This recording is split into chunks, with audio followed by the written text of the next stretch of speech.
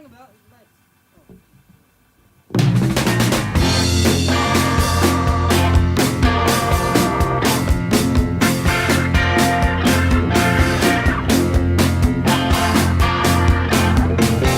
Well, hello, listeners of Crashin Podcast.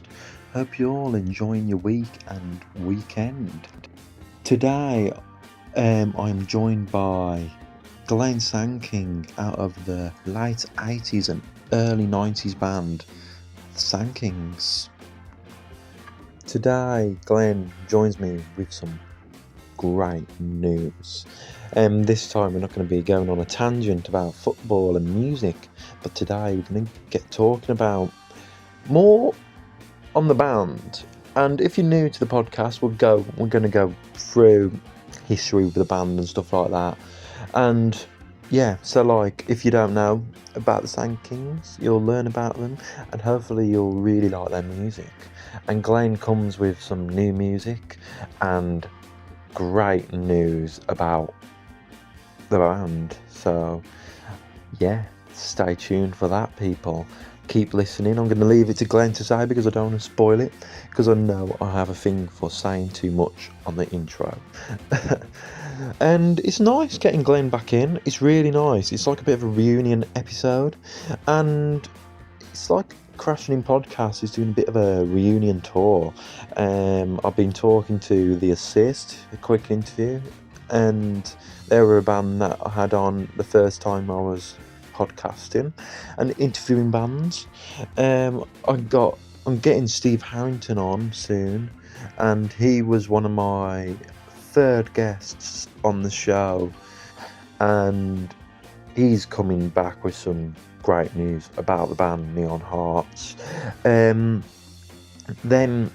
I got Sean Gamble Walsh coming back with a great episode, and if you all listened to the last episode we done, you know what you're in for. So yeah, I've been doing a bit of a reunion tour, and it's nice to get all these bands back in and meeting them, and yeah, it's great. So I'm going to pass it over to Glenn. Hope you all enjoy the podcast, and I'll talk to you a bit later. Well, hello, Crashin Podcast and radio show, and today I'm with a very special guest playing their current music. I'm with Glenn Sandking out the band, the Sandkings. Hello there. How are you? I'm very well, thank you. How are yourself? I'm pretty good. How's the last year been? When did we last talk? I think the last time we spoke was about 18 months ago, something like that. Mm-hmm. And obviously we were in the throes of lockdown. Everything was very different then. But, you know, things are starting to move again now, especially for our band. So, you know, it's all good. Do you want to talk into that? Like, why not? Yeah, basically, Sandkings was a kind of indie rock band formed in 1985. Initially as a kind of like acoustic duo. We then recruited a bass player and then got a guy in on drums who used to be in a band called Making Time from Wolverhampton, and then we started gigging and eventually got a record deal. And now it's we actually split up in 1992. Just after we'd released our one and only album, Welcome to England. We'd had like quite decent success in the indie charts and stuff with the previous singles that we put out. And we toured with Stone Roses, Wonder Stuff, Popley itself, lots of Jesus Jones, lots of other bands. And basically, it's 30 years since that particular date. So we kind of thought, well, you know, let's commemorate that. And, and because, you know, we're all very proud of the music that we made at the time. And basically, it was just the right time to be doing this, and so that's what we've done. And we got a guy on board named Vince Hall. Fantastic producer, musician. He's worked with the likes of Mark Bolan's son, Roland Bolan, Tony Visconti, who produced Blondie and T-Rex, David Bowie. So he's remastered pretty much, all of our back catalogue. And it to be quite honest, Callum, it sounds like a different band. It sounds very, very current. And so we thought, let's just do it. So we were approached by Revolver Records, the Revolver Records, which everybody remembers for Paul Birch being paint thrown over him by the Stone Roses. But he eventually got over that, and we've kind of like collaborated with him, and we've got all we've got the stuff coming out very shortly. We've got a single coming out on May the 20th, which is a remastered version of our second single, Hope Springs Eternal. And we've got 2 weeks later a remastered version of our second single, which is called All's Well with the World. And then we've got a 3-part anthology, which is coming out over the space of 6 months. Anthology 1 is coming out on June the 17th, I believe. And that is going to be our first 3 EPs and B-sides. And then Anthology 2 is coming out a couple of months later, which is between 89 to 91. And then Anthology 3 is going to be coming out round about Christmas time, which is going to be good for the Christmas market. So pop pickers, go out and buy it. and we're basically that's going to be everything that we've ever done remastered, coming out within the next 6 months. So exciting times for us, really. It's something we never even thought about it, to be quite honest. But it was just mentioned, and we thought, it's about time, really, because like people need to hear how great we were. And it'd be on CD and. Well, the singles are going to be coming out on all streaming platforms. May the 20th, Hope Springs Eternal. On June the 3rd, it's going to be All's Well with the World, and then again on all streaming platforms. And then the CD is going to drop on June the 17th. With Anthology 1, which is, like I say, it's going to be from 87 to 89, and that particular album is going to be very, very exclusive, because the opening 2 tracks on there are a single that we released that was due to be released in 1987 with our original lineup, with our original singer Andrew.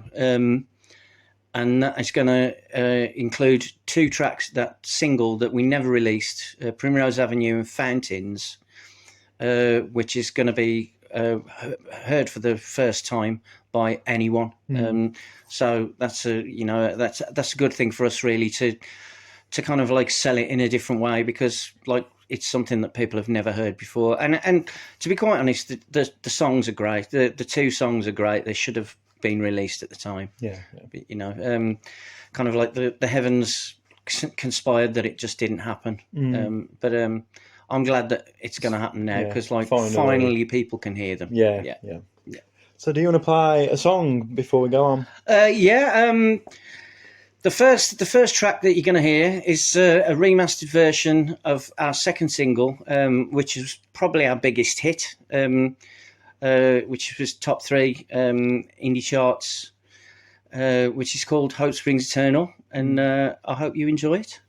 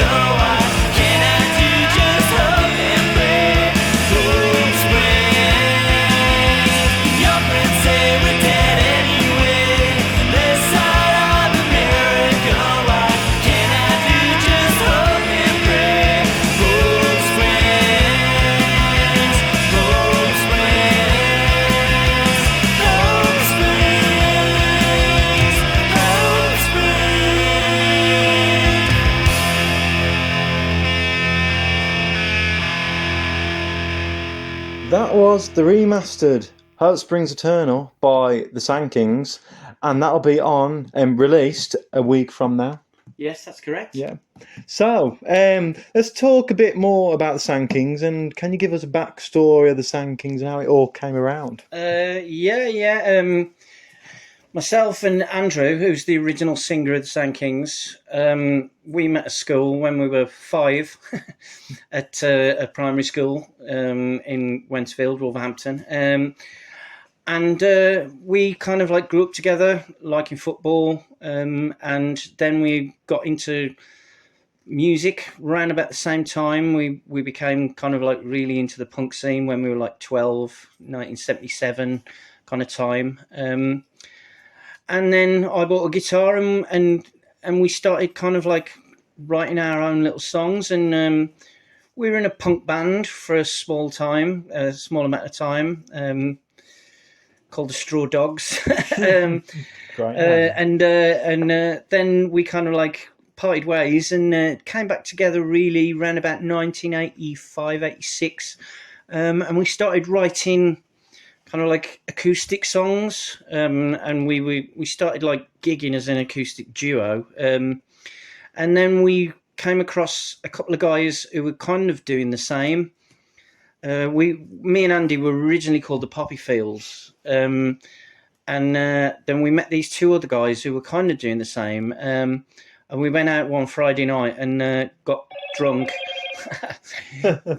Excuse that, and they said that their band was called the Sandkings, which was a short story by a guy called George R.R. Martin, who went on to worldwide fame for writing Game of Thrones. But anyway, the name the Sandkings, me and Andy really liked, and we got drunk one night and said to these two guys, we really like that name. Could we use that name? And they said, well, yeah, buy us a pint and you can have the name.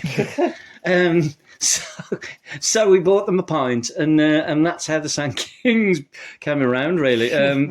But the next day, one of the guys, David, we met up with him in Wolverhampton and said to him, you know, would you be interested in kind of like joining us? And he said, yeah, why not? And so that was how the Sandkings came around. And then we kind of said, well, you know, we've taken it as far as we can with acoustic stuff. We did a few gigs in and around Wolverhampton and Birmingham. And so we eventually said, like, let's turn it into a band. So we got hold of Neil, who'd previously been in a band called Making Time, who did quite well. He was with Martin Blunt at the Charlatans. He was in that band as well. And so we became a 4-piece. Dave started playing the bass, and that's how the Sandkings came around, really. And then we kind of like played a lot of gigs. Eventually got a record deal, and then things weren't really working out with Andy or Neil. For various reasons, really, like personal reasons. But so we eventually got hold of a drummer from London, from Durham, County Durham, but he was living in London at the time, Terry. And we auditioned him, and straight away, as soon as he walked through the door, we didn't even need to hear him play. He just looked so cool. Yeah. He could have been the worst drummer in the world, but it wouldn't have mattered. And then we started auditioning for a new singer. And I'd been playing in a band. I'd been kind of like helping a band out called the Glove Puppets. I'd been playing bass for them. And the singer of them in the Glove Puppets was a guy called Jazz Man, who we said, yeah, he could work with the Sandkings. And so we offered him the job, and he said, yeah. Anybody who knows Jazzman, you probably know him from after the Sandkings split up. He went on to have like worldwide global success with a single called Spaceman in his band Babylon Zoo. But yeah, so that was kind of how the Sandkings came around. Really, we grew from small acorns and blossomed into this kind of like band that eventually toured all over the place and played some really great gigs, and released some, hopefully, which when people hear them remastered will say, yeah, those are really good songs. But yeah, it was a good time. It was a good time to be around, like between 88 and 92. Lots of great. I mean, we were there at the inception of when the Stone Roses took off, and we were playing gigs with them, and that was a crazy time. That was. We played one gig in Cardiff on a Thursday night, and there were 12 people in the audience. And out of those 12, I think four of them were the Sandkings. And then literally a week later, we were playing with Stone Roses again in front of 2,000 people. It happened that quick for them. It was quite astounding, really. Yeah. But I mean, they're still good friends of ours to this day, and it was a great time to be alive. Playing with them, the Wonder Stuff. We toured with Jesus Jones. We toured all over Europe ourselves. We played with the Levelers, which was a great tour. We played all over Europe with the Levelers. And it was a good time. It was a good time to be playing music, really. Yeah. It was very, very uplifting and positive, really. Yeah. Right, this show is obviously, the radio show is based in Manchester. What was the fan base like in Manchester? You said you had a bit of a good fan base. Manchester was great, man. Like every gig we ever played in Manchester was really, really good. Most of the time we played at the Boardwalk. For those of you in Manchester, like everybody knows the Boardwalk, basically. We played some great gigs in Manchester. I mean, Manchester University, we played quite a few times. We played Preston Guildhall with Stone Roses. Up like a bit further north, we played up in Lancaster with the Stone Roses, which was great. But yeah, I mean, like Manchester's just a great place to be around music again, because around about that time, 88 to 92, we were all kind of like really immersed, even though we were playing guitar-based music. Three of us anyway, I won't include Jazz in that, but three of us, myself, David and Terry, were very immersed in the acid house scene. And virtually every weekend you'd find us at the Hacienda or at Stoke Shelley's or at Cleo's in Wolverhampton. So we were kind of like immersed in all of that scene, and it was all really good. It was very positive. It was a great time to be alive. Yeah. Shall we play another song? Yes. All right. The next song you're going to hear is the second single, which is going to be coming out on June the 3rd, a couple of weeks later after Hope Springs Eternal. And this one we recorded in London with Stephen Street, a great producer who produced Blur, Morrissey, Smiths. He was a great guy to work with. And at the time when we were recording it, we were recording at the same time as Robert Plant and John Lydon out of Public Image, and we had a very boozy night out with those two, which was great. But this was the second single anyway, and this is called All's Well with the World.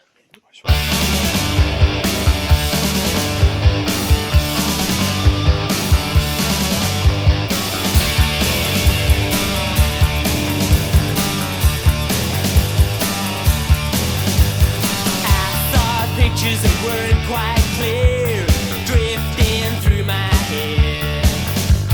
7 calling a nation of fear, sinking to the red. Listen hard, listen here, this love has fallen away. What's inside you're wondering, beating hard today. Smile for a while.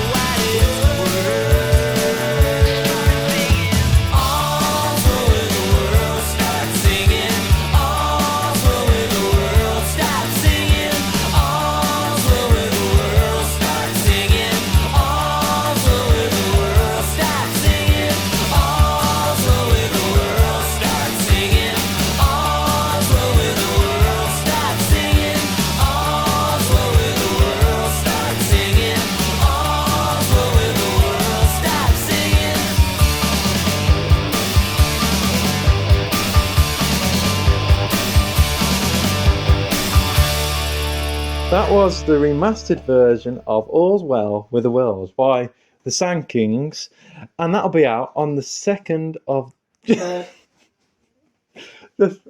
3rd of June. We have to retake this a load of times, but we're just going to continue. Okay, now let's talk about the album Welcome to England, and what was that like recording that and being like your first album? It was a very weird time, that was, to be quite honest, because it was towards the end of the band, really, and we weren't really getting on. There were kind of like very internal disputes going on, really, between three of us and the other one. I'll leave that up to you to decide who you think that is. I think you've probably got a pretty good idea. But anyway, it was weird, but it was a great time like we recorded it on a remote farm just outside of Wallingford by Oxford, and we stayed there for a month and lived in this kind of like mansion house for a while, which was great. And we were given carte blanche to do what we liked, really, and you can imagine what happened. But like it was a good thing to do. But when the album came out, I think the kind of our bubble had burst, really. There wasn't really a good vibe within the band. No one was getting on. No one was enjoying it. We were supposed to play Glastonbury. We were supposed to open Glastonbury that year, 1992, on the main stage. But we split up in true Sandkings style. We split up a week beforehand. Oh, so that didn't happen. And obviously that was a big. That was wounding. Because I would have liked to have gone out with a bang, really, but it didn't happen. So basically, that was how the band ended. But the album itself, it's got some good songs on there, but it's called Welcome to England. The artwork for the cover was done by our drummer's brother, who is a fine art painter. He's done lots of exhibitions. He runs his own gallery. So the artwork was great. It all looked good, but we weren't particularly overly happy with the sound of it, to be quite honest. Yeah. But since we got Vince on board, which was a couple of years ago now, I'd known Vince for quite a while. And he kind of like started remastering all of the stuff, and the stuff off the album now sounds really, really good. It sounds like a different band, to be quite honest. He's like put a new lease of life into those songs, and we're all really happy with them now.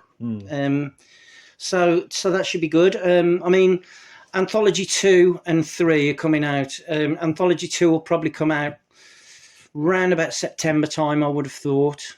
That's going to be all the stuff from 89 through to 91. The singles that we did through there. And then Anthology 3, which will probably be coming out just before Christmas, I would have thought. Will be the remastered Welcome to England, as well as a couple of singles and B-sides on there. So can't wait to hear the remastered version of Welcome to England. Then. Yeah. I mean, Welcome to England, it does sound like a different album now. Oh, really? It's very, very kind of like upbeat and positive sounding. Whereas I think the initial production on there was a bit of a... It sounded a bit of a dirge, to be quite honest. We weren't happy with it at all. But like I say, Vince Hall has done it, weaved his magic with it, and it sounds really, really good now. Yeah. So yeah, I'm looking forward to people hearing all of that stuff, and to it. But also I've been demoing new stuff, new Sandking stuff. and I'm quite happy with those songs. Yeah. And so, at some point in the near future, hopefully myself, David, and Terry will be getting together as a three-piece. Great. Obviously, Jazzman won't be involved. I'm not sure where he is or what he's doing, but anyway, so at some point the three of us will be getting together, I think, and Revolver have already said to us, they'd like to put some new stuff out. So watch this space, because maybe this time next year there might be new Sandking stuff. New music. Yeah, and it's still got the same kind of sound, because we'll always be the Sandkings. Yeah. But it's kind of like it's a lot more current and positive sounding. Than some of that stuff, because towards the end of the Sandkings it really wasn't, like in the words of Iggy Pop, it was no fun. We just weren't getting on together as a band. But onwards and upwards, and everything's sounding really, really positive now, and we've all got a really good feeling about the way things are going to go. So, like with your new stuff, like how would you say the lyrics that develop? Like, would you say they're much more different compared to the lyrics you'd be writing when you was younger in the Sandkings? Very much so, yeah. The lyrics that I've been writing, anyway. Like Terry writes himself. Our drummer. He's been in the last few years. He's been putting out stuff in a band called Marbles Jackson, which, if you get the chance to check out the stuff on YouTube, Marbles Jackson are really, really good. And David writes as well. But the stuff I've been writing is very kind of like personal. Jazz's lyrics were, I wouldn't have ever called them personal, really. A lot of the time he was writing about nursery rhymes and stuff. Cows jumping over the moon. Cows jumping over moons and stuff like that. And it didn't really work for me.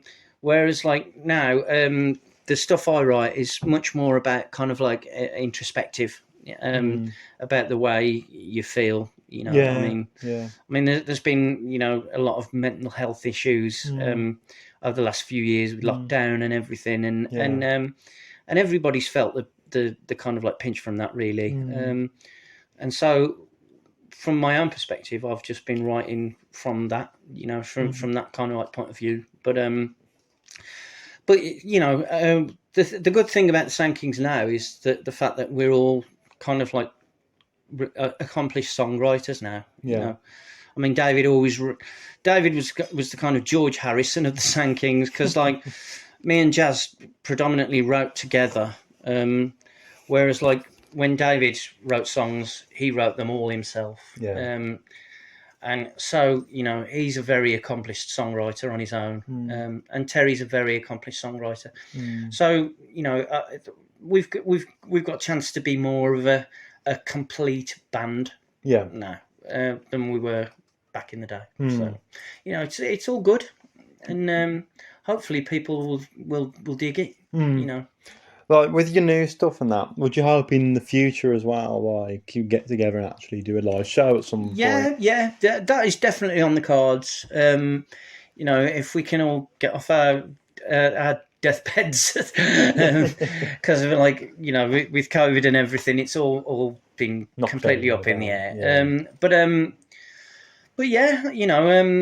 I'd like to think that we could put something on, and I'd like to think even if we only do a few shows, we maybe, because the places that we had our best fan bases, we always had a good fan base in London, so I'd like to play somewhere in London, down south. Obviously, I'd like to play Wolverhampton, because that's where our home is, and I'd like to play Manchester, because we always had a good rapport with crowds in Manchester, and in Glasgow we always had a good rapport with like Scotland. So if we can do all those, I think we'd be happy with that, really. you know. It'd be like a big event as well, because obviously you haven't played together like as a band. In ages. I mean, before anything else, it would be a big event for the three of us. Yeah. You know, just being in the same room together. You know, and enjoying each other's company. You know, which we've all like ever since the Sandkings split. You know, myself, Dave, and Terry, we've always been very close as friends. You know, so you know, if we can like transform that into a gig environment, make it more of a party than anything, you know, rather than a gig. Because the Sandkings was never about every one of our gigs. It was never about a band on a stage and a crowd. It was about everybody just having one big party together. Yeah, I think it's better like that as well. Like most gigs I've been to, and it's just like a party, like a launch album party type thing, and it's like everyone's together. Like it's joining together. I mean, you know, I know it sounds quite pretentious, but I've always called anybody who used to come to our gigs, or anybody who bought the records, or just got into the vibe. Everybody was a Sandking. You know, I like. You know, I mean, I call on social media. I call myself Glenn Sandking because that's what I see myself as. I'm a Sandking, and everyone, cool name as well. And everyone, even though that if you read the story of the Sandkings, it's pretty messed up. They were horrible creatures, the Sandkings. But you know, hopefully we won't come across as that. But yeah, you know, we always saw it as a way of life, really, being a Sandking. And once you'd bought into it, that was that. You know, and it will always be the same. You know, I've done loads of other things musically, but I'll always be a Sandking. Sandking's like your baby. Yeah, yeah, absolutely. Do you want to call it one more song or a few more songs? This is before we leave you. This is an absolute exclusive, especially for Callum. This is initially the B-side of the single that never got released. And this is the first time anyone will hear it anywhere. So I hope you enjoy it. This featured Andrew on vocals, myself, David, and our drummer Neil. And this song is called Fountains, and I'm pretty sure you'll like it. Nice one. Thank you very much, Callum.